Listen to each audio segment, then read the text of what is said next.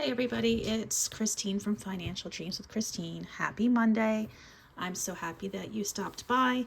I am going to be going over my meal plan and my grocery list, my budget for my meals for the month of May. It's coming up soon. I can't believe it's almost May. So in case you don't know, I am a 50-year-old mom of two college-age students. And so right now my husband and I are empty nesters, but my kids both come home the weekend of May 9th, which means watch out, I need to buy more food. So my budget this month, I'm giving a little bit more toward my budget, and I am really trying to keep costs down at the same time, which is a bit tricky. So I wanted to go through my process with you and show just how ridiculously, what can I say,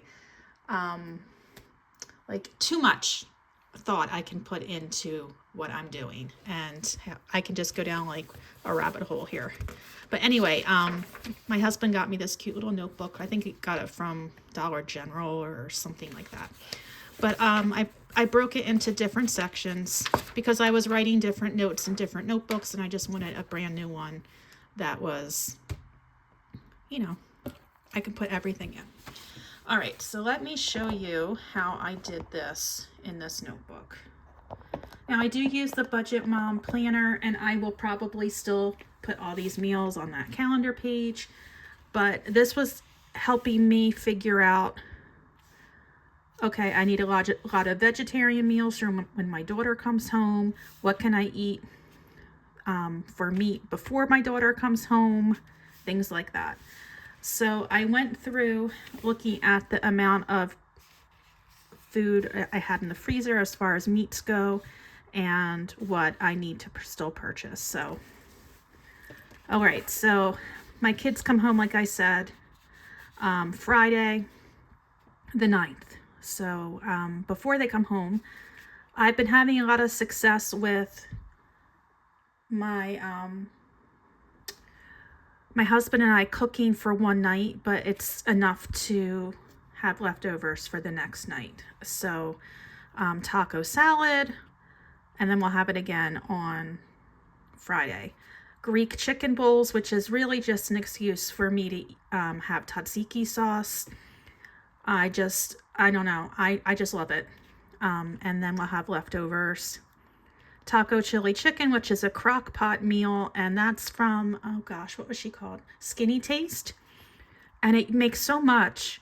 So that's going to be 3 nights of meals. And you might think, how can you eat the same thing that many times? I really don't care. Okay. My husband, he probably cares more than I do, but chicken Milanese the night before the kids come home, and then my husband and I are going to go get them. Then we start some vegetarian options for my daughter. Got black beans and rice. Mother's Day. I told my husband the only thing I care about is that I don't want to cook on Mother's Day. Tomato soup with Texas toast, spaghetti and meatballs. Here for my daughter, I can make her some mussels.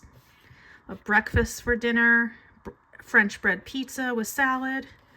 General So chicken bite bowls. I can do tofu for her instead. Hamburgers, I'll figure something out. And a lot of times my daughter goes out to dinner with her friends. So the nights that she does do that, I'm going to have these meat meals. Sausage lentil soup. I had a bag of lentils sitting around. I'm like, I need to use these. So that's why I put that in this meal plan. Taco bowls. My son has reached a great, gosh, my words are not coming out, but he has done something that I never expected him to do. He has eaten lettuce. So I know that sounds ridiculous, but he just was never a lettuce guy. But in college, I guess some of his friends were eating it, and he did too. And so I'm excited to see it happen in person. Taco bowls. Spinach artichoke pasta. Again, that would be good for my daughter. Sloppy joes and tater tots. Egg fried rice. Hamburger stroganoff. my sister at Christmas made everyone these little soup jars, and it was like kind of like a pizza flavor. And so I had a couple of them, and so I'm going to make that. And up here we have grilled chicken, ravioli and meatballs. Like for my daughter, it can just be ravioli, bean quesadillas, takeout, and then we have a local pride festival, and then we're going to go up to New York after that. So lots of home-cooked meals. I think we have takeout one. We'll probably eat on the road there. Probably 3 meals not at home. The takeout, the being out of town day, and Mother's Day. So that's not too bad. All right, now this is where we got a little crazy with Christine. I was figuring out, okay, which of these foods do I want to get at Lidl? Which of the foods do I want to get at ShopRite? Because ShopRite is more expensive with some things, but not more expensive with everything. And then you have to account for what's on sale. So I went through in both of the apps and typed in all the ingredients of what I would need to buy and wanted to see which was cheaper where. So this is a little ridiculous, I know, but okay. So you can see originally I thought I needed to buy certain items at Lidl only to find out that they were actually cheaper at ShopRite this week. So I went through. This is because my kids are coming home. Yes, I'm buying a lot more, but my husband and I had definitely like decimated the kitchen, and a lot of things needed to be replenished anyway. So I have my Lidl shopping list here with all of the dollar amounts next to it, and I have a total of $178, but I have a $10 off coupon, and I have an opportunity to get a free frozen tiramisu. So hopefully they'll still have those in stock when I go this week. So that is the plan for Lidl. I'm not going to read out all the ingredients, but I do have stars next to some of them that are things I'm going to buy right before the kids come home so they don't go bad before they come home. So that's Lidl, 178-ish at Lidl. And then ShopRite is going to be about $135. And they had some pretty good sales this week, which was good because I know my kids are going to want certain snack foods and things like that. So they had a really good sale on ground beef, $2.85 a pound. It was like a Cinco de Mayo themed. I'm like, yes, please. That would be perfect. So, oh, one thing. So Lidl, their sales go like Friday to Thursday. And since I'm actually shopping the last day of the sale, and in the circular they had boneless chicken breast for $1.99 a pound.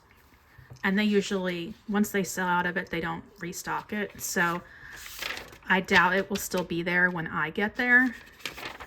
So I might have to wind up spending $2.99 a pound at ShopRite. So we'll see. I'll have to play that one by ear, hoping that maybe they'll have some left when I get there, but I doubt it. Now here's where I went over the top. I calculated the cost per serving of the meals that I was making this month. And that is a little bit much. Maybe I was bored, with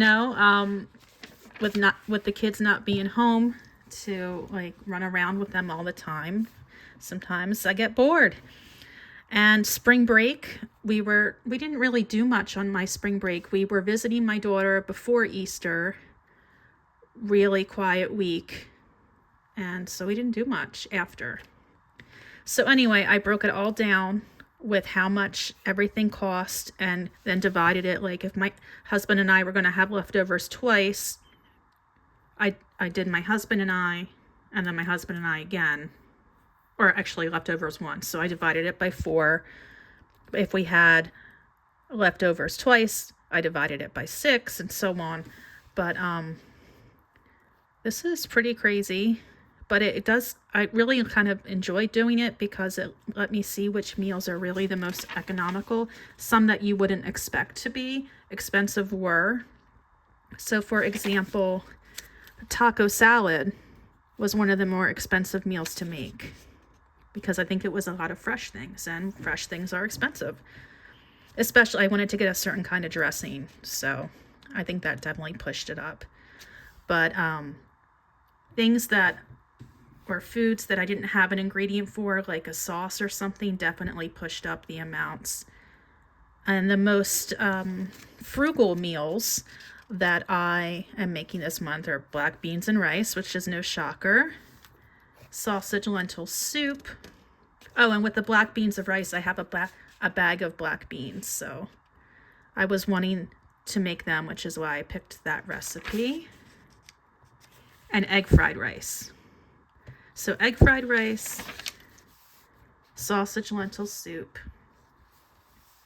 Oh, tomato soup with Texas toast was also a low one. $1.08 per serving. And then the black beans and rice. So the lowest was $1.08 per serving. And the highest was $3.46 per serving. Which really makes you think when you go to a restaurant and you're like, you order something and it's like $40 and it's like, oh my God. I mean, I know you have to do it. You have to do things like that. It's important to get out and socialize and live your life. But man, oh man, sometimes it's hard to digest, literally, when you know how much it would cost you at home. But I digress. This is it. This is my new little book. I'm going to set it up for the other months. And I even have a section for retirement, some notes. And I got these little tabs that have been sitting in my drawer forever. So anyway, that's what I'm doing. I'm still using the Budget by Paycheck book, but this is a lot easier to carry around. I was dragging the book back and forth to work with me every day, and it was really making my bag heavy. So this will be a lot easier. And so that is that. I hope you enjoyed this video and you don't think that I'm too crazy for all those, calculations I made. But I wonder, did you ever figure out your cost per serving like that and like really like bring it down to understand really like how much you were spending one meal versus the other? It's just really interesting to think about. So, all right. Well, again, happy Monday. I hope you are having a great start to your week, and I hope I get to talk to you soon. Take care of yourselves. Bye.